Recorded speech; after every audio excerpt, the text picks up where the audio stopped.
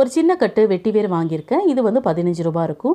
இதுலேருந்து கொஞ்சமாக எடுத்து ஒரு பவுலில் நல்ல தண்ணி எடுத்து அதில் வாஷ் பண்ணி எடுத்துக்கலாம்.